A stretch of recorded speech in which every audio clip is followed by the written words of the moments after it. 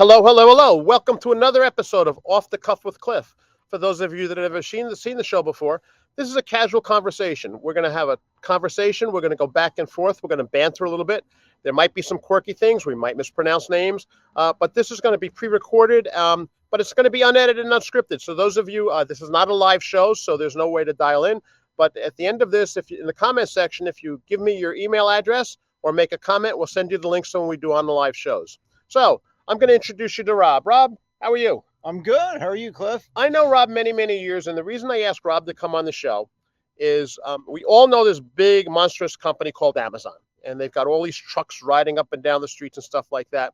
And I haven't seen Rob in a couple of years, and I asked him what he was doing. He told me he's an Amazon driver, and I said, "You're an Amazon driver?"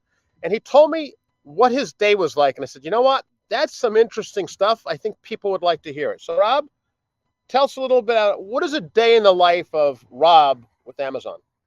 It's a lot of driving and a lot of walking. Okay. Amazon driver on a typical day, I usually do 190 stops in a day Wow. and deliver around 300 to 350 packages. So who establishes those standards? Amazon does. Amazon does. Now, do you work directly for Amazon? I think in our conversation you told me that you don't really work for Amazon. You work for an independent company that supports them? Is that how it works? I work for an independent company and we contract, and we have a spot carved out in the warehouse where our little office is, and we pick up packages from the warehouse and we deliver them. Wow. All right, so that's interesting. Again, I only see these trucks driving around and stopping. Now, also, recently I see people pulling up with cars like at 6 o'clock, 7 o'clock in the morning and throwing packages. Are they Amazon drivers as well? Is that a different concept? It's a little bit of a different concept in that we call those flex drivers. Okay. And they are really independent. Where I work for a company right that contracts with them, they contract with Amazon directly. Okay. That's interesting. Well, let's go off the cuff for a second and talk about technology. So obviously with everything that goes on and in full transparency, I went and I did a Google search on the history of Amazon just to get a better understanding. So as you're talking, I can give you either some leading questions or I can challenge you on some things. And one of the things that it talked about is it talked about technology. And in the beginning, people would walk 15 miles in a big warehouse on foot to try and put things together. Now everything is automated. Do you know anything about the automation process? Only from the driver point of view. Okay. The warehouse, we see it as we pick the stuff up. Okay. But generally speaking, when I get there, there's a whole bunch of carts loaded with bags. Okay. And we take a cart and we load it out to the truck. Okay. So how it gets from the inner workings of the warehouse, I really don't know that much about it. Okay. Because I think it's amazing. You can place an order. They used to have a Prime, which they've changed. And again, this is nothing against Amazon. And, I don't want you to tell us any trade secrets or anything, but you're driving this vehicle. Now, there was a rumor, I guess in 2021, I think they call it P-Gate, where there was something that was on the internet that said Amazon drivers are so stressed out and they're under such a big timeline that they end up urinating in bottles. Is that true? There have been some incidents like that. Okay. It's not encouraged. It's not encouraged. Okay. In fact, I've never had that problem. Okay. Do you take a regular lunch? I do not. You do not. So can you pull into a McDonald's with an Amazon truck, grab a couple of hamburgers and drive down the street? Yes, I have done that. You've done that. So I also had heard that there's all kinds of safety features on the truck, right? Like some have cameras in them, some don't have cameras in them. What type of technology are on the vehicles? Well, it depends on the vehicle. Okay. Our company has 3 different vans that we have. We Okay. have a, I forget what they call them. They're the little ones. The Okay. little ones are little. Okay. And then there's a mid-sized one that I do not like to drive, and I actually drive a step van, which is the biggest one. Okay. So they got 3 kinds of vans. So the little van is, I guess my grandmother can drive it. Do you have to have a special license or anything to work for them? You don't have to have a special license for any of them except for the step vans. Okay. So go through a typical day with me. You show up basically what time? And again, no trade secrets or anything like that. Mm-hmm. And, but what is a typical day like for you? I usually get there about 10:30, 11 o'clock in the morning. Okay, so My you shift get the starts at sleep, you 11. get to sleep late. Yeah, well, I live with a nurse, so Okay, you live no, with a I nurse. don't. But I usually get there about my shift starts at 11. I Okay. like to get there a little bit early, and I will go grab. They have pallets of water for us, Okay. and so I will go grab some water. Okay. I will go grab some Gatorade. Um, I usually Now, do you pay for that, or does your company supply that? Not that that's a big deal, that but stuff is supplied. They okay. give us water and things like that. But they don't give you lunch. Sometimes I'll get a cookie A and have to pay cookie. for a What cookie. kind of cookie? Is big chocolate chip cookies. Let's Yeah, go off the big. let's go off the cuff for a second. Have you ever had a crumble cookie? Yes, I love crumble. What do you think of crumble cookies? I love crumble. You love it. What makes you love them? Um, they're really good. Okay. That's the first thing. What makes them good? In your opinion, what makes them Well, they good? bake them on the spot, Okay. and they're always fresh. Okay. That's what makes them good. But Okay. they also change the menu all the time, Right, so you so can the try different stuff. different stuff. And that's the other thing. They keep you coming back. And that's how they do it. They entice us. So I personally am not a crumble cookie fan. I think it is highly overrated. I think It to your probably point is. that you're paying how much have you paid the last time you paid for a crumble cookie? I think they're like 2 or 2.50 each. Oh no, no, something no. like They're that. much more than that. They are. Yeah, they're much. So maybe if you pay attention to how much you're paying, you might have a different thing. I'm a believer. I'm a believer that the more you pay for something, the greater your expectation is, right? That's true. So it's like $5, $6 a cookie. They have an $8 cookie, and I guess it really depends on which one you go to. And you alluded to the fact that the cookies are always fresh. Well, keeping them warm doesn't make it always fresh. But again, if you're spending that much money on a cookie, it's a lot. Plus, you've got people like me that I try to keep my girlish figure. That's a lot of calories in those things. So definitely it's not something for healthy people. But I'm not bashing crumble. So crumble, don't nix me. Don't send me hate mail. Don't do any of that stuff. But I just think that particular concept is a little overrated. If you remember back in the day, there were all these cookie things and Mrs. Fields famous and cookie, everything, Mrs. right? Fields and all of that, Yeah, right? yeah. And that was a fad, but that went on for many years. Now all of a sudden you get crumble cookies that are in big centers, right? So they've got high rent, and I understand why they get that price. And to your point, people line up for them. So I don't know if they just put what they actually put in there, but there's definitely somebody that attracts them to it. I like cookies. You just like cookies. I just like cookies. All right. The other thing is I go there maybe once every 3 months. Okay. Oh yeah. Okay. So it's a not like treat. you're an addict.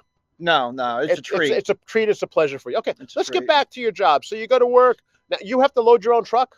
I load my own truck. Okay. Is that why you got these muscles? Yeah, well, whatever.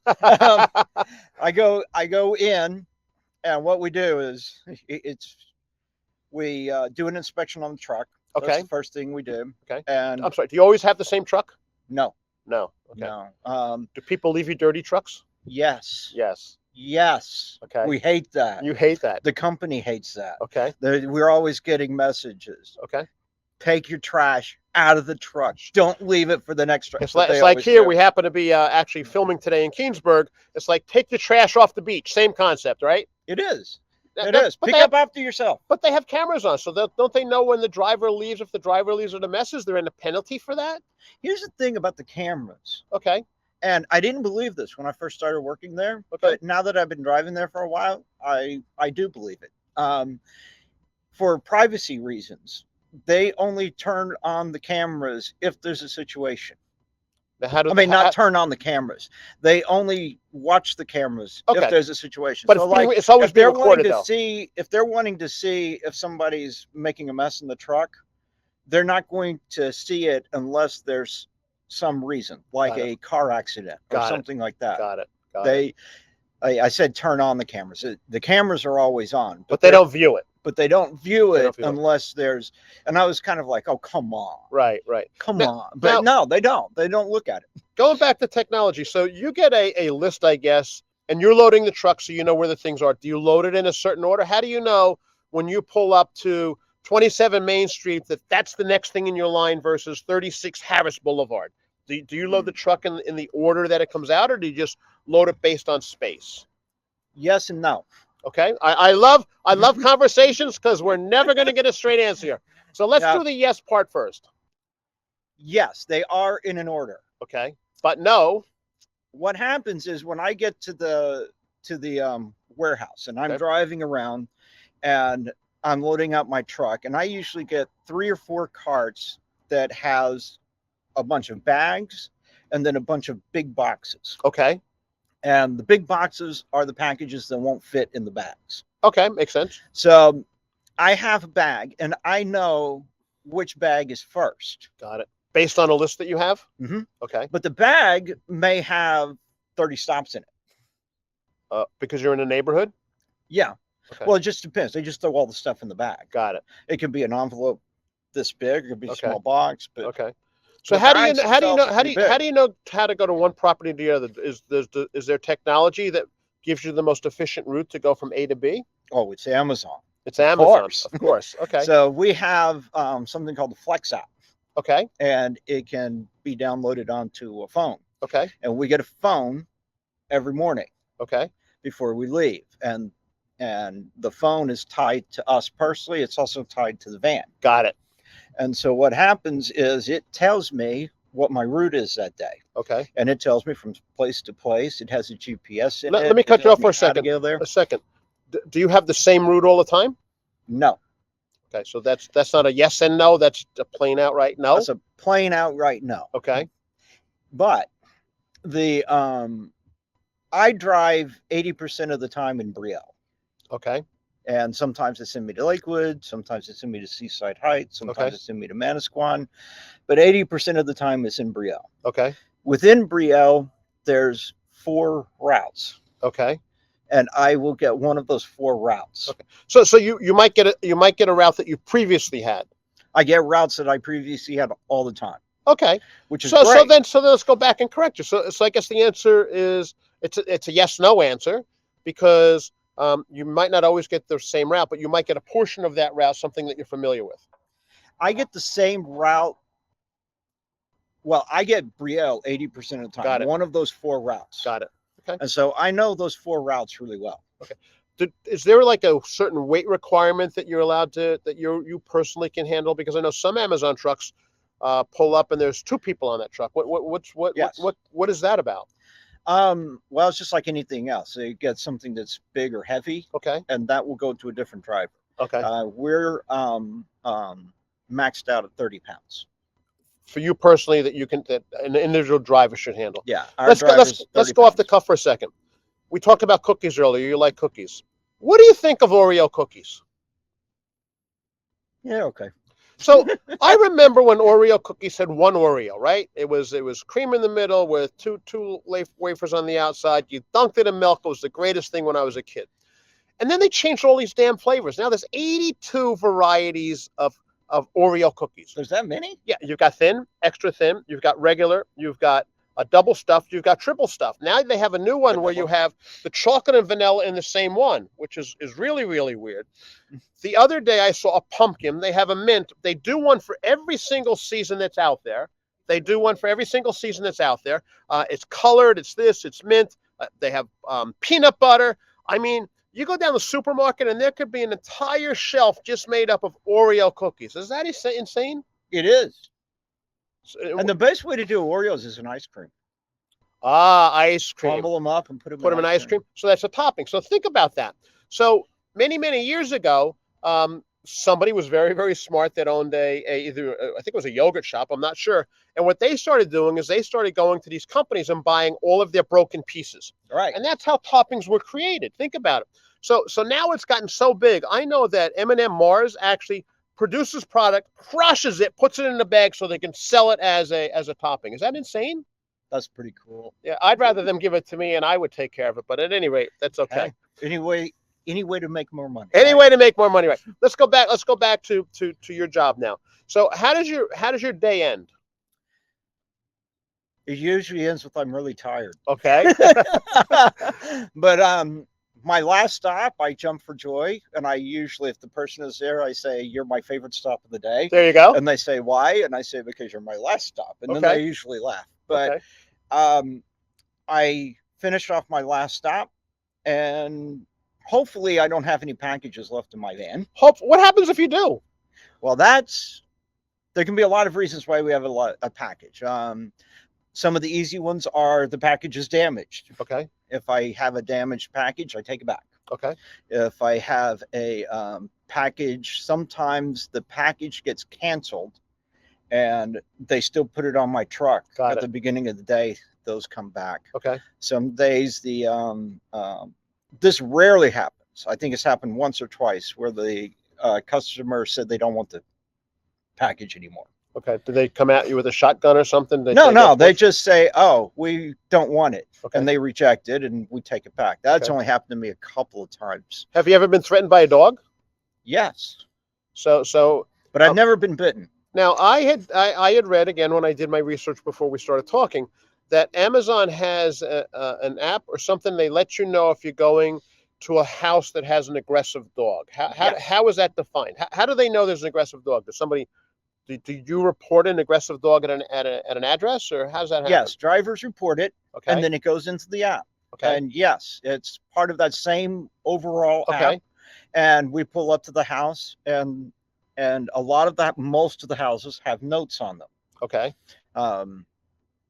And that's one of the notes in there is if they Okay. have an aggressive dog. And then I also know that Amazon, they take pictures now, right? Because people say they didn't get the package. Sometimes the package is delivered to a wrong house, which we could talk about in a second. So you take a picture and then that gets sent to Amazon, and then Amazon sends it to the customer. So that's interesting.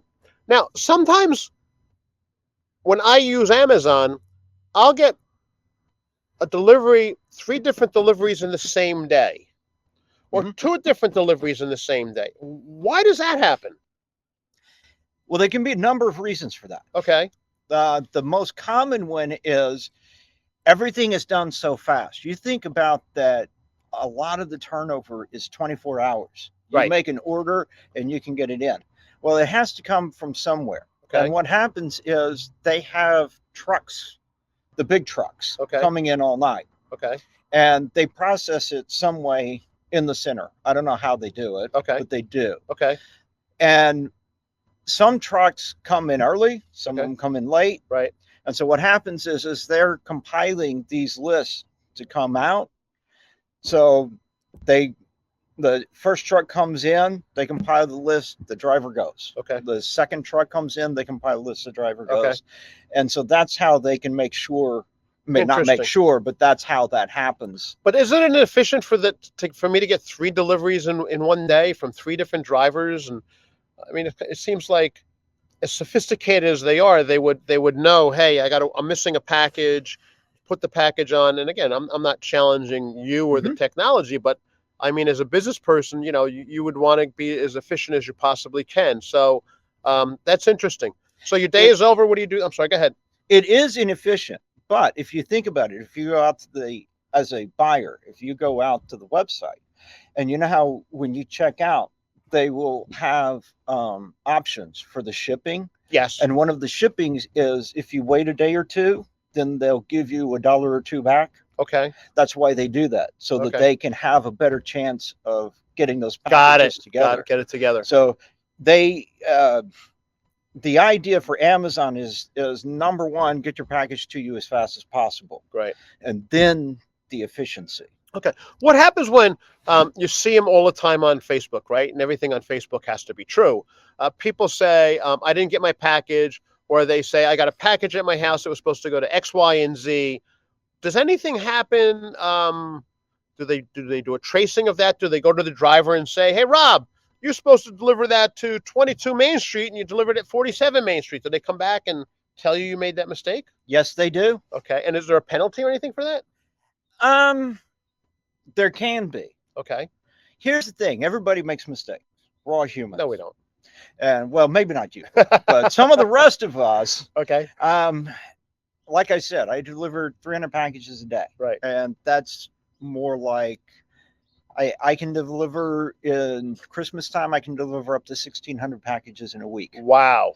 So every once in a while, I'll get it to the wrong address. Okay. And there can be reasons for that, but we do make mistakes. Okay. And they will tell us about it. If you make enough mistakes, then yes, you'll get penalized. Okay.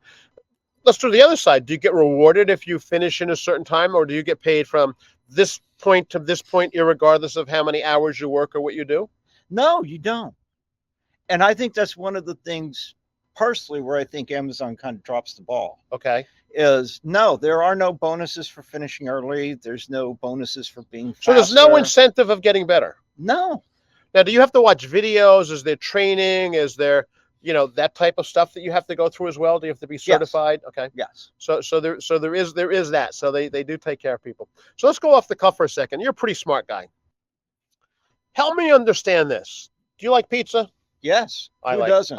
Who doesn't? Exactly. Who doesn't like pizza?